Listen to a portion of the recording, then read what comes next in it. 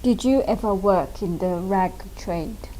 When I used to go to schools, part time I used to go to some factories, but not doing the machining, just bits and pieces in the factory. I used to get a couple of pounds, and I used to be so happy because extra money for my pocket money, extra pocket money. £5 was a lot of money for me at that time. Where were these factories that you worked in? I worked factory was in Bethlangrin, you know that currently is Iceland. Used to be Woolworth on the side on the top there. There used to be a Jewish factory. So because I used to go there, I worked in a factory in what do you call that street now, off Balance Road, Bacon Street. Also in a factory in Commercial Road. That's it. But these were my after school. And that was turning up belts and things like that of a jacket, something like that. Can you describe some of the conditions in these factories that you saw? Worse. Those factories, I mean, I can't really imagine nowadays having a factory like that. There was, dirty everywhere, not clean floor, not because that time there was not lot of work. People never had time to do all these things. So, if I say now even government will have some sort of rules and regulation or keep up to that standard. And that time probably there was, but that I never actually noticed that anything put into actions or taken action. Everything was very unclean, very unclean. They never had all these rules and regulations probably at that time. I don't know. What were the hours like? Hours people worked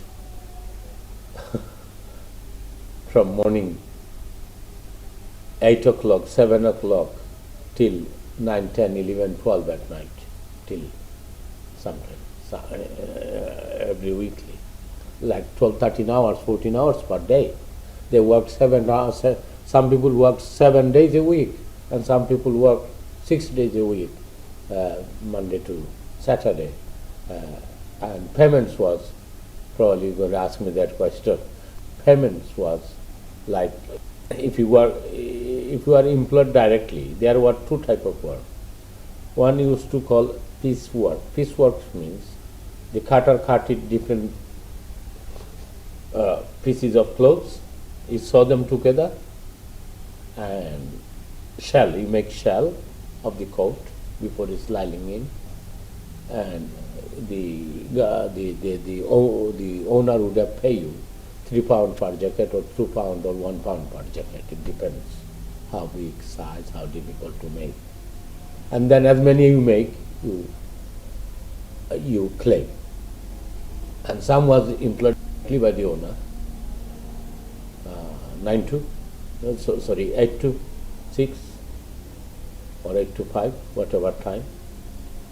And then after those times,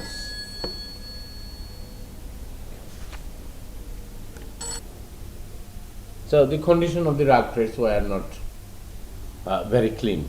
They were very unclean. And I suppose it's not that people don't want to clean it. It's because people were so busy with their jobs and works, and governors were very busy of delivering goods to the manufacturer or the shops and collectors. And this side, the missioner were busy sewing all the time, So nobody ever complained either. It's not that the working condition no good, this and that, they never complained. There were not union or anyone to, especially in small factories, that anyone to complain about all this. So how were you employed? Were you employed directly, or did you do piecework? No, I was given some money by the governor. End of the week, £5-10. How did you feel working in a rag trade? Well, at that time, At that time, I had a picture of at the beginning, and those were I'm talking about during my school times. Yeah, early school times. That this probably the future. Not thinking of anything else, because everywhere, every families, every relatives, everywhere you go, you know that they are working. This was the trade of Bangladeshis. So I thought probably that is my future too. And then when I became active in politics, and then my picture completely changed. I said, if someone can do work in Tower Hamlets as a housing officer, as an environmental officer, as a security officer, and many other jobs. So why can't I do it? Why can't other people of my community do it? They can do it too. We are human, we have brains.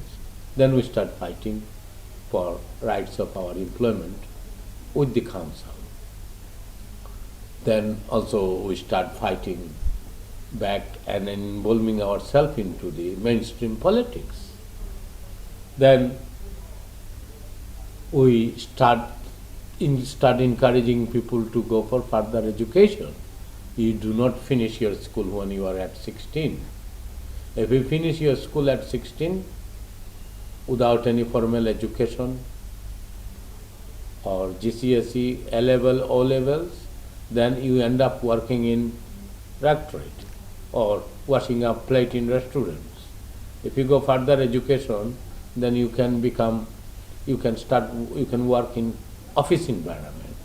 And that was our slogan, and especially people start going. Myself, I finished school and then went to college.